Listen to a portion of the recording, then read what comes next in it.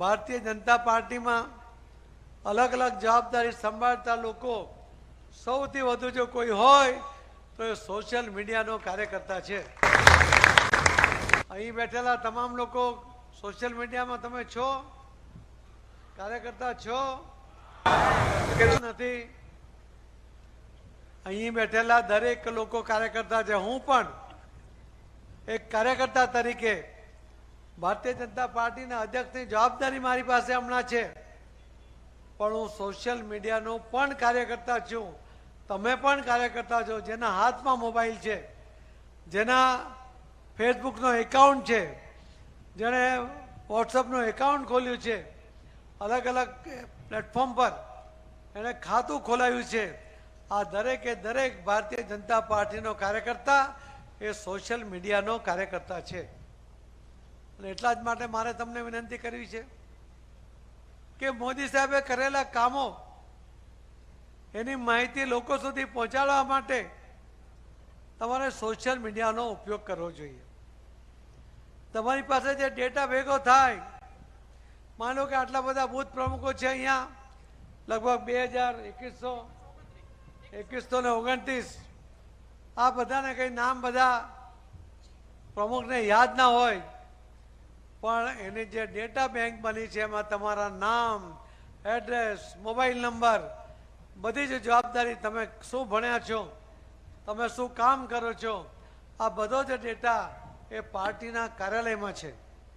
હવે આજની મિટિંગ માટે તમને જ્યારે કાલે જાણ થઈ તો આ ડેટાને ટેકનોલોજીના માધ્યમથી તમારા સુધી પહોંચાડવામાં આવ્યો. તમને ફોન થયા હશે, તમને મેલ થયા હશે, તમને વોટ્સઅપ થયા હશે.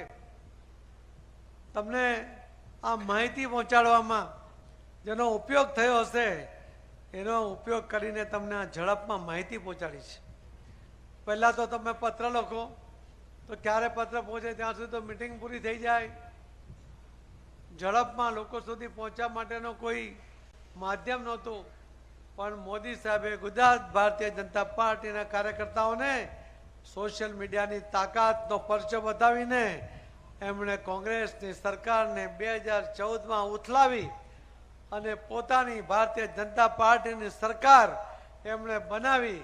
એ સોશિયલ મીડિયાની તાકાત એ આજે આખો દેશ અને દુનિયા પણ ઓળખી ગઈ છે. ત્યારે મારે મિત્રો આપને કેવું છે કે અમે પરમ દિવસની મિટિંગમાં નક્કી કર્યું હતું કે 6ઠી એપ્રિલે ભારતીય જનતા પાર્ટીનો સ્થાપના દિવસ છે, ત્યારે તમારા બૂથની અંદર લગભગ 150 જેટલા પેજ કમિટીના સભ્યો છે. ભારતીય જનતા પાર્ટી પાસે 1,13,00,000 પ્રાથમિક સદસ્ય છે અને 74 લાખ એ પેજ કમિટીના સભ્યો છે. અહીં જે બેઠા છે એમાં બધા પેજ કમિટીના સભ્યો છો? કોઈ નથી હોય તો ના પાડો. કોઈ નથી આમાં? બધા જ છે ને? ના હોય તો બી આજે સાંજ સુધીમાં બની જજો. ભારતીય જનતા પાર્ટી એ પ્રાથમિક સદસ્ય, એમાં એક ઘરમાં મારો હું હોઉં, મારી વાઈફ હોય, મારો દીકરો હોય, એની પત્ની હોય, દીકરી હોય, આવા 4-5 લોકો રહેતા હોય ને, એ બધા જ પ્રાથમિક સદસ્ય બની શકે છે. પણ પેજ કમિટીના સભ્ય એટલે એક ઘરમાંથી ફક્ત એક વ્યક્તિ બની શકે છે. 74 લાખ આ મતદાર જે આપણા પેજ કમિટીના સદસ્યો છે એના ઘરમાં જો ફક્ત 3 મત તમે પકડો અને એનું જો મતદાન થાય તો તમે 2.25 કરોડ મત એ ભારતીય જનતા પાર્ટીને આખા ગુજરાતમાં મળી શકે. વિધાનસભાના મતની વાત પણ મારે તમને એટલા માટે કરવી પડે કે તમારા ધ્યાનમાં આવે કે વિધાનસભામાં 2022માં 40 લાખ મત આપને મળ્યા, એનાથી ડબલ 80 લાખ મત કોંગ્રેસને મળ્યા. ભારતીય જનતા પાર્ટીને કોંગ્રેસથી પણ ડબલ 1,68,00,000 મત એ ભારતીય જનતા પાર્ટીને તમે બધાએ અપાવ્યા. ગુજરાતના મતદાતાઓએ 1,68,00,000 મત એ ભારતીય જનતા પાર્ટીના ઉમેદવારને આપ્યા. પણ થયું શું? આપણે 26 સીટ કેમ હાર્યા? આપણે તો 182 જીતવાનો સંકલ્પ સાથે આગળ વધતા હતા. કેટલીક જગ્યાએ કાર્યકર્તાઓએ આળસ કરી હશે, કેટલીક જગ્યાએ કાર્યકર્તાઓએ ભૂલ કરી હશે અને એના કારણે આપણે 5000 થી ઓછી લગભગ 20 સીટ હારી ગયા. ગીર સોમનાથ આપણે ફક્ત 922 મતે હારી ગયા.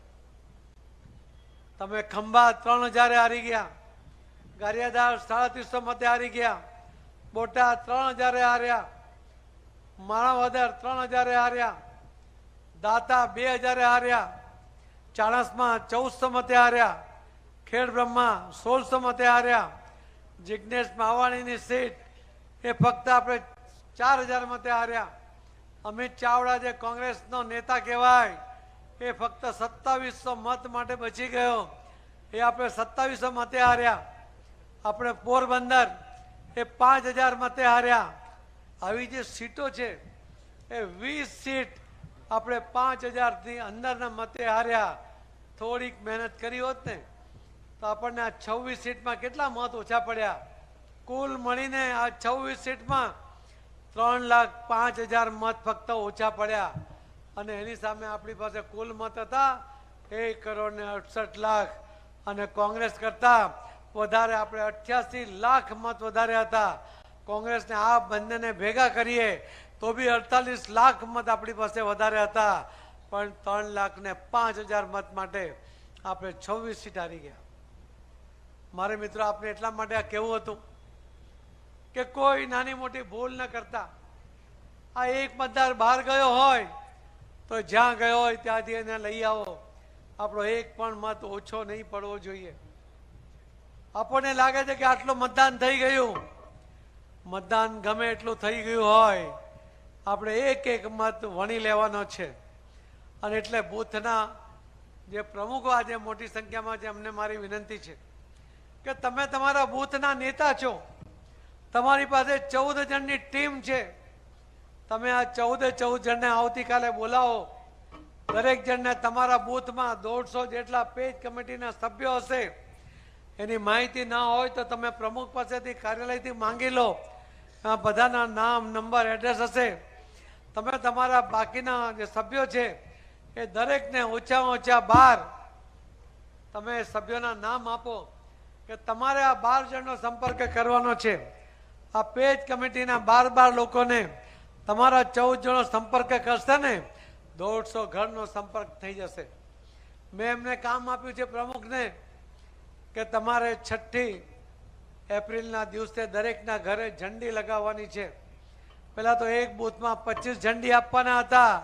મેં કહ્યું એવું ના ચાલે, આપણે તો બધા જ પેજ કમિટીના સભ્યોને ત્યાં અને બીજા માંગે તેને આ ઝંડીઓ આપવાની છે. અમે તમને એકાદ દિવસની અંદર આ 150 પેકેટ બનાવીને તમારે ત્યાં લગભગ 2000 બૂથ હશે, આ બધા જ ઝંડીઓ તમને આપી દેવામાં આવશે. તમે આ 14 જણને ટીમને બૂથનો પ્રમુખ પોતે પણ દરેકના ઘરે જાય ત્યારે એમને એક ઝંડી આપે, એમને યાદ કરાવે કે તમે અમારા પેજ પ્રમુખ છો, તમે અમારા પેજ કમિટીના સભ્ય છો, તમે આ ઝંડી અમારી હાજરીમાં લગાવો. બીજો પ્રશ્ન એને પૂછો કે તમે લાભાર્થી છો? એ લાભાર્થી હોય તો એને કયા કયા લાભ મળ્યા છે એનો ડેટા અમે બધા જ ધારાસભ્યો, પ્રમુખ, આ બધાને સાંસદ બધાને આપ્યો છે. એમની પાસેથી આ ડેટા તમે લઈ લો. તમને એના પ્રિન્ટમાં ખબર પડશે કે કોને કેટલા લાભ લીધા છે. કોઈએ 3 લાભ લીધા હશે, કોઈએ 4 લાભ લીધા હશે. ત્યારે તમે કહો કે તમે તો પેજ કમિટીના સભ્ય પણ છો અને તમે તો લાભાર્થી પણ છો. તમે એને ત્રીજો પ્રશ્ન કરો કે તમારા ઘરમાં 80 વર્ષથી વધુ ઉંમરનો કોઈ વડીલ હોય તો એનું પણ નામ આપો. વડીલ વંદના કરો, મોદી સાહેબનો પત્ર એમને આપો અને એ તેમનો સંપર્ક કરીને એમને કહો કે જો તમે મતદાન કરવા નહીં જઈ શકતા હોય તો BLOને કહીને એમના ઘરે એની મતદાનની વ્યવસ્થા થાય. એ મતદાનની વ્યવસ્થા એ પણ તમારે કરવી જોઈએ. ચોથું કામ પણ તમારે કરવું પડશે. શું કરશો? તમે લાભાર્થીનું કામ કર્યું, તમે વડીલ વંદના કરી, તમે પેજ સમિતિના સભ્યોનો સંપર્ક કર્યો, તમારા વિસ્તારની અંદર બૂથની અંદર કોઈ દિવ્યાંગ ભાઈ બહેન રહેતો હોય 40%થી વધારે, જો દિવ્યાંગ હોય એને જો મત આપવા જવામાં તકલીફ હોય તો એનું પણ બીએલઓને તમે કહો કે એમને પણ વ્યવસ્થા કરો, એમના ઘરે મતદાન કરે અને એની પણ વ્યવસ્થા થઈ જશે. આ વડીલોને, આ દિવ્યાંગ ભાઈ બહેનોને પણ લાગશે કે આ ભારતીય જનતા પાર્ટીના બૂથ પ્રમુખ, એનો કાર્યકર્તા એ એક એક જણની ચિંતા કરે છે અને એના કારણે તમારું મતદાન 90% સુધી પહોંચે એનો પ્રયત્ન તમારે કરવો પડશે. તમે જ્યારે આ બધાનો સંપર્ક કરો છો, તમે લાભાર્થીને મળો છો, પણ સાથે સાથે જો તમારા પેજમાં કોઈ બૂથની અંદર 150થી ઓછા પેજ કમિટીના સભ્ય બન્યા હોય તો 2 દિવસની અંદર, આજે ને કાલે તમે જેટલા ખૂટતા હોય 150 ને બદલે 140 બન્યા હોય, 125 બન્યા હોય તો એ વધારાના 10 કે 20 કે 25 જે ખૂટે છે એ 150 તમારે પેજ કમિટીના સભ્યો તમે 2 દિવસમાં બનાવી દો, આજે ને કાલે બનાવી દો. તમારી પાસે માઇનસ બૂથ કયા છે એની વિગત પણ મેં પ્રમુખશ્રીને ધારાસભ્યોને આપી છે.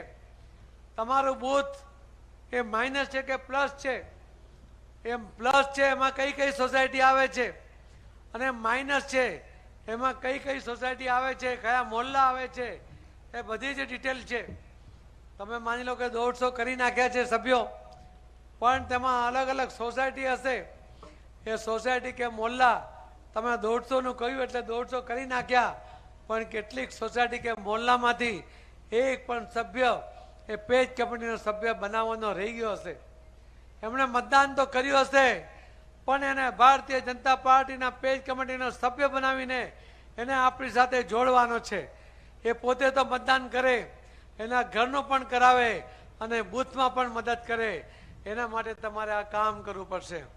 150થી ઓછા છે અથવા તો 150 છે પણ તમને ત્યાં મતદાનમાં એ બૂથ માઇનસ ગયું છે, તમે દાખલા તરીકે એમાં 50 મત ઓછા મળ્યા છે, માઇનસ ગયા છે, તો એ બૂથમાં એક ઘરમાં 3ને હિસાબે તમારે 17 નવા પેજ કમિટીના સભ્ય બનાવો તો એના ઘરના 3 સભ્યો સાથે 51 થઈ જાય. પણ તમારે એવા ટાઈમે થોડી છૂટથી 17ને બદલે 25 પેજ કમિટીના સભ્ય બનાવવા જોઈએ. એના કારણે 75 નવા મતદાર તમારા બનશે. એ 50ની જે માઇનસ છે એ નીકળી જશે અને 25ની લીડ તમને મળશે. આ પ્લસ હશે તો પણ કરવાનું છે, આ માઇનસ હશે તો પણ કરવાનું છે. અને માઇનસ બૂથની અંદર એમાં પણ દરેક સોસાયટી મોહલ્લા એની વિગત લખી છે, એમાં કયા કયા સમાજના લોકો રહે છે એની પણ વિગત આપી છે.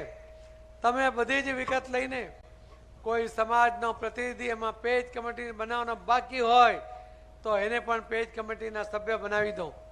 માઇનસ જેટલા ગયા હોય એને અમે 3થી ભાગાર કરીને એનાથી વધારે પેજ કમિટીના સભ્યો એ માઇનસ બૂથમાં બને એનો પણ તમારે પ્રયત્ન કરવાનો છે. કેટલા બૂથ માઇનસ છે હમણાં ચંદ્ર? એમાં કેટલું કામ થયું?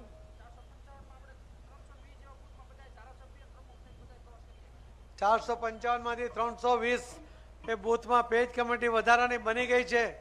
પણ બાકીના જે 135 બાકી છે એ તમારામાંથી કોઈને કોઈમાં આવતું હશે. એ માઇનસ બૂથનું પણ કરો, પ્લસ બૂથનું પણ કરો અને પેજ કમિટી જ્યાં ઓછી હોય એને પણ તમારે વધારવાની છે. અને આ રીતે જે તમે સંગઠનનું કામ કરો છો મારે તમને અભિનંદન પણ આપવાના છે. કયા વેરિફિકેશનમાં આવ્યા ને તમે? પહેલા નંબર સામે આવ્યા. લાભાર્થી સંપર્કમાં આખા દેશમાં સૌથી પહેલો નંબર એ તમારી લોકસભાના કાર્યકર્તાઓનો છે. એના માટે તમને બધાને ખૂબ ખૂબ અભિનંદન આપું છું. એક નાનો જિલ્લો, અમારો કુપોષિત પ્રમુખ બિચારો ખાતો નથી, પીતો નથી, કઈ ખાવા પીવાનું રાખ ભાઈ.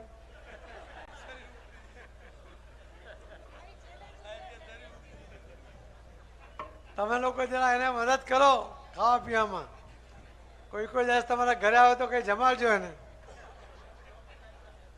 પણ એ છતાં તમારા બધાના તાકાતના આધારે જે રિઝલ્ટ લાવ્યો છે એના માટે ખરેખર એને અને તમને બધાને ખૂબ ખૂબ અભિનંદન આપું છું. મેં તો ઇલેક્શનનો ટાઈમ છે, હવે ભાષણ કરવાનો સમય ઓછો થઈ ગયો છે. તમે જ તમારા બૂથના પ્રમુખ, તમે જ તમારા બૂથના નેતા છો. તમને કોઈ તકલીફ પડે તમે તમારા શક્તિ કેન્દ્રના પ્રમુખને કહો, તમારા પ્રભારીને કહો, તમારા પ્રમુખ કે મહામંત્રી કે જિલ્લાના જે હોદ્દેદારો છે એમને પણ કહો. તમારા 91 જેટલા જે જિલ્લા સંગઠનમાં જે સભ્યો છે 91 લોકોને કહો. એમાં જે આમંત્રિત સભ્યો છે એ બધા સિનિયર લોકો હશે, એમની સાથે પણ વાત કરો કે આને કેવી રીતે હલ થાય. મારે જે બૂથ કમિટીના પ્રમુખોને કહેવું છે કે તમારા બૂથમાં કોઈ માજી પ્રમુખ, કોઈ હોદ્દેદાર, કોઈ તાલુકા પંચાયત, જિલ્લા પંચાયતનો સભ્ય રહેતો હોય એને પહેલાં ઘરે મળજો, એમને પણ સક્રિય કરજો. એમને પાયામાં બધા એ લોકો હતા, એમણે આ બિલ્ડિંગ ઊભી કરી છે, એટલે એમને સાથે રાખવા, એમનો અભિપ્રાય લેવો, એમને સાથે જોડવા. એ કામ પણ બૂથના પ્રમુખોએ કરવું જોઈએ. તમારું રિઝલ્ટ જોરદાર આવશે અને અભિનંદનના અધિકારી તમે હશો, પણ એના પાયામાં આ બધાનો પણ સાથ સહકાર છે, એ પણ તમારે